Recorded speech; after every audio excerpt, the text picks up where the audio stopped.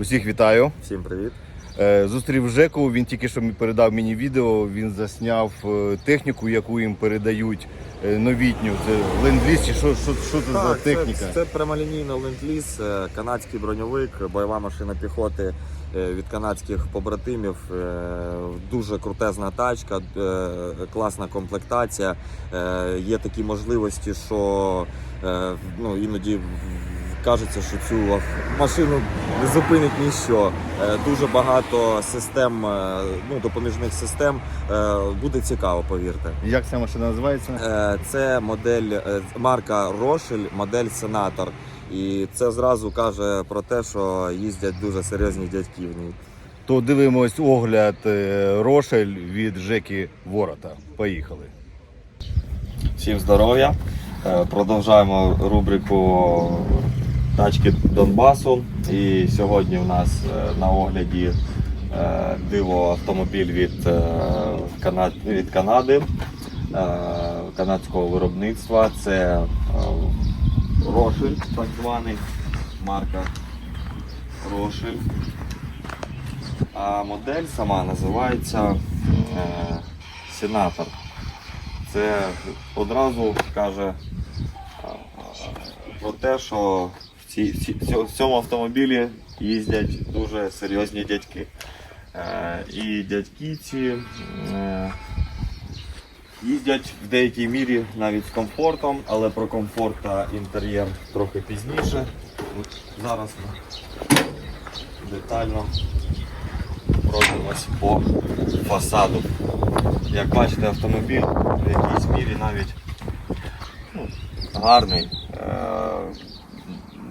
Не просто бездумно наварені листи, а мають якусь навіть задумку. Він такий, так би мовити, зелений дракон. І усі деталі цього автомобіля мають додатковий захист, як кришка капоту, радіаторна решітка. Як бачите, має соти в різному напрямку, аби виключити момент попадання в них уламків. Фари також мають додатковий захист у вигляді решітки. На цьому автомобілі встановлені дуже крутезні LED-фари. Вночі луплять, хай Бог милує. І якщо вже ви їдете по трасі, робили дальні, вам назустріч йде автомобіль, якому ввімкнене дальнє світло, і якщо він не вимикає його, коли ви йому просигналізуєте цими суперфарами, можна ще додатково просигналізувати оцією лампою. У цієї лампи є джойстик управління, який розташований на центральній консолі, і правою рукою водія можна з легкістю наводити прямо в обличчя зустрічного автомобіля, якщо він вас в якійсь мірі дратує. Але це все жарти. Цей пошуковий фонарь, ліхтар встановлений для того, щоб була змога чітко, точково дивитись і мати уявлення про те, що збоку, що справа, зліва, зверху. Різні ситуації бувають, тому додаткове оснащення світлом дає великі плюси. Також на автомобіль встановлені величезні 20-ті колеса, які мають систему Run-Flat автопідкачку, а також встановлений так званий бублик. По-моєму, якщо не забувся, Hudson, по-моєму, не Hudson, как-то Hutchinson, как-то називається система. В общем, на цій резині можна виїхати навіть з пробиттям, доїхати до точки евакуації, дошкрябати, доповзти. Цей автомобіль завжди зможе. Як бачите, має великі дзеркала для того, щоб по всім бокам, з усіх боків було дуже добре видно.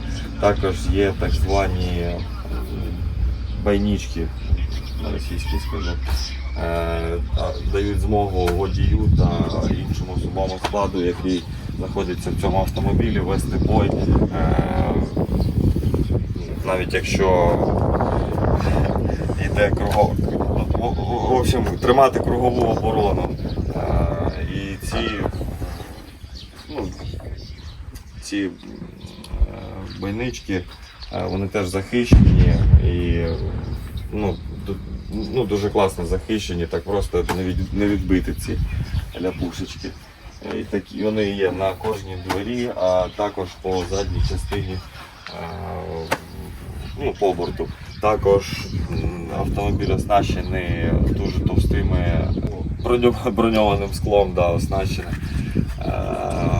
Витримує уламки кульові, навіть повинно витримувати навіть 50-й калібр. Також борта цього дивозвіра теж повинні витримувати кулі такого калібру. Має повний привід. Всі 4 колеса дають жару, коли це треба. Також ззаду, як і у всіх броньованих піхотних автомобілів, є двері, евакуаційні двері, через які особовий склад у точці висадці вискакує і розташовується по бортам цієї броні. Так звану ялиночку, або йти за броньою, або розтягатися бойову лінію і працювати вже по секторам. Як бачите, в автомобілі встановлені замки, ручки, і також додаткові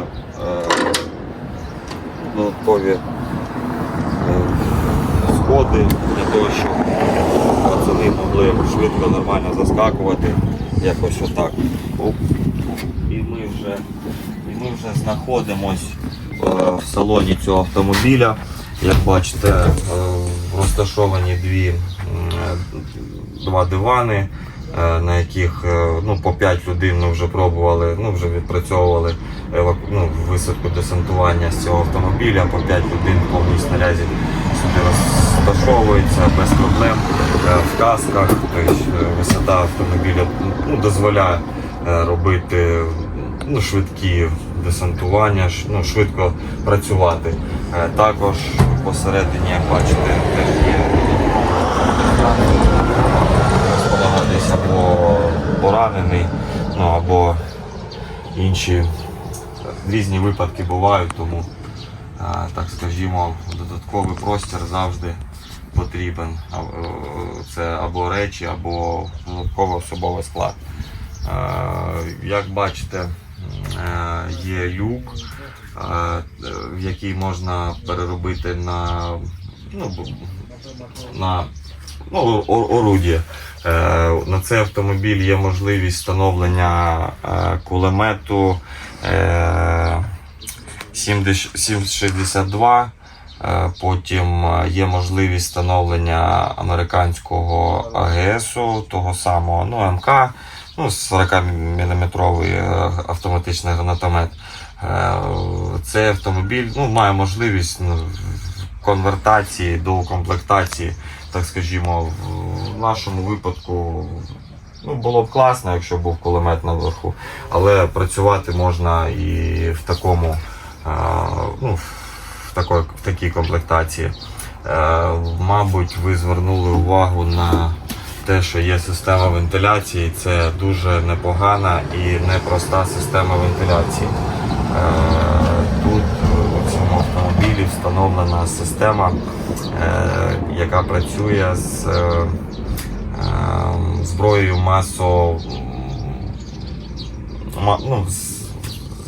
масового ураження.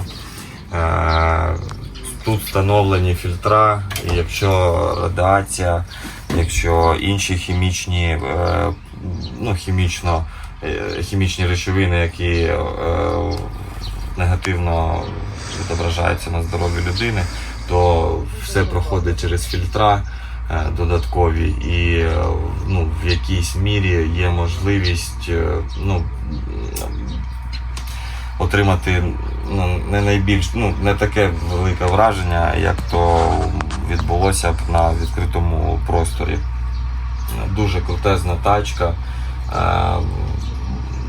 так скажімо, двигун і шасі в якійсь мірі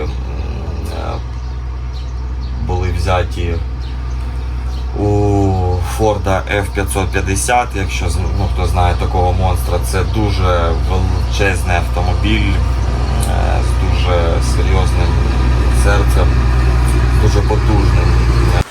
Ой. Ось так дядьки сюди залазять, закурюють. І Без сигаретки ніяк нельзя. да, тут вона не заводиться без циберки. Ось така тачка. Для кого марка Ford є тією маркою, хто вподобає марку Ford, одразу бачить схожі лінії по центральній консолі, бачить знайомі кнопки управління з бортовими системами. І що хотілося ще розказати. Хотілося сказати декілька слів про серце цього автомобіля.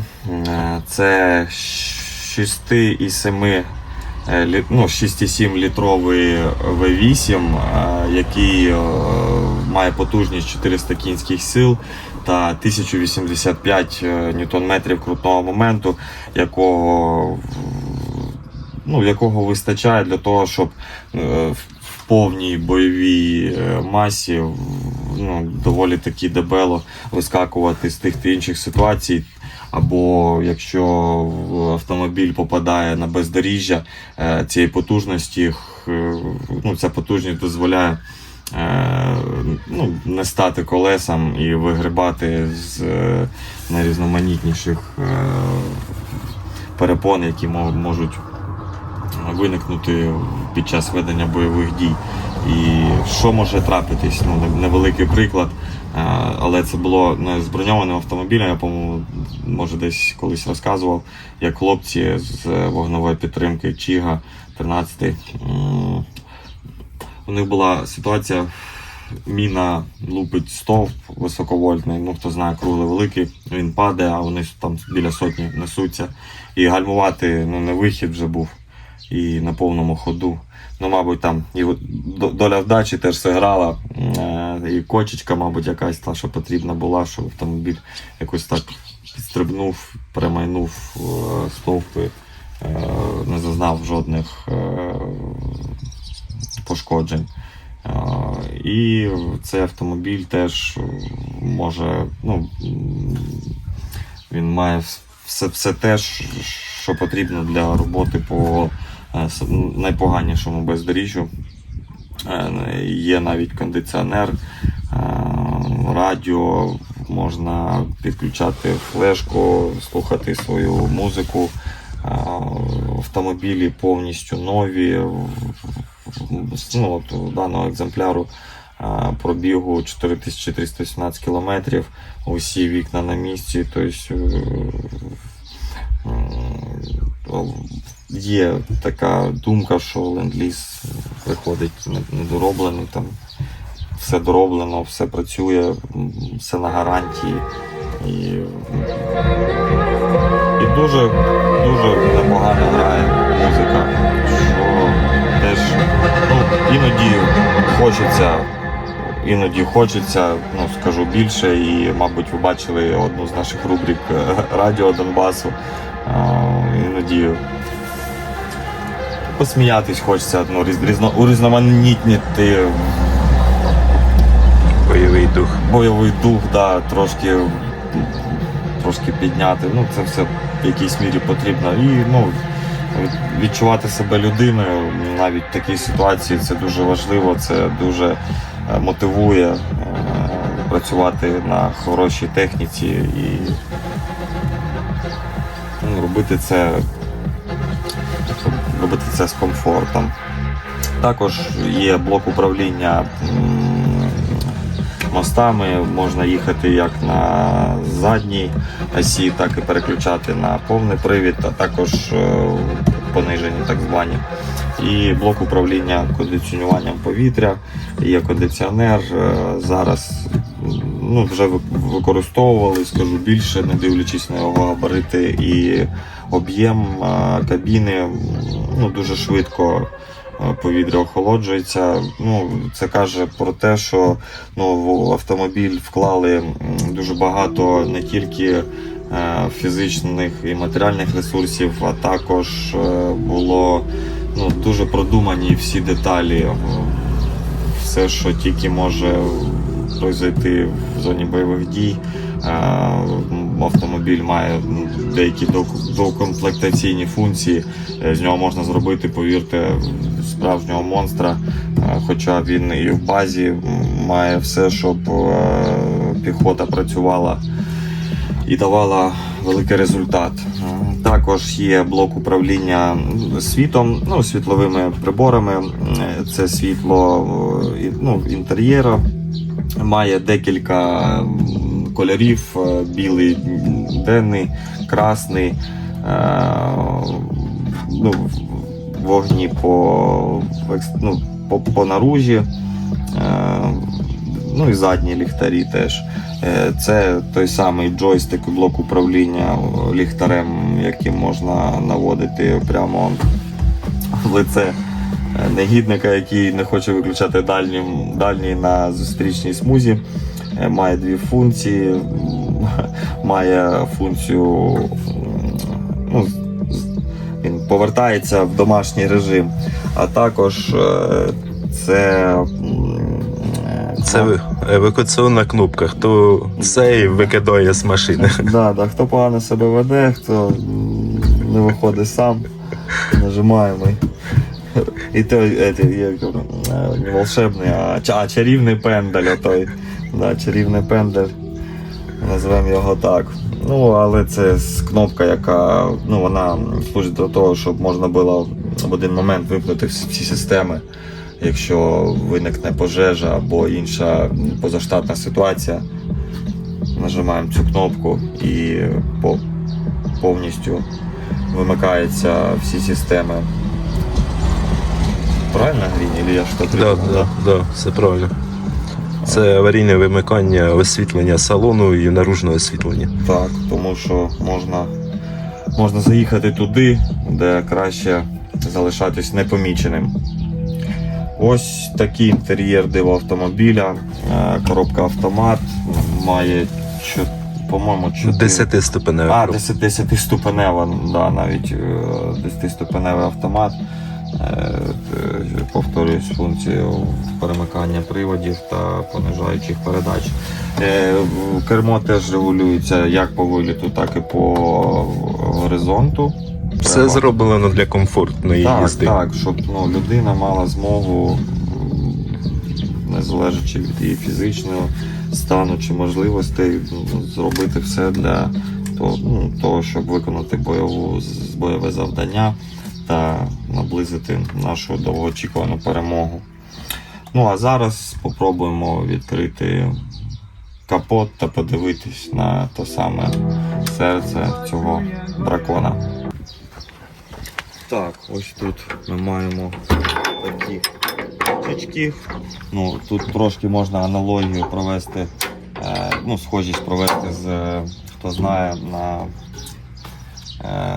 спортивні автомобілі на капот встановлюють додаткові замки для того, щоб на супершвидкості не відкривався капот. Капот не ляпнув по лобовусі і не дав жару в салоні сидить. Але тут ці замки додаткові служать для того, щоб якщо буде приліт у зону двигуна, то якщо вже десь якісь кріплення відскочать, то додаткові не дадуть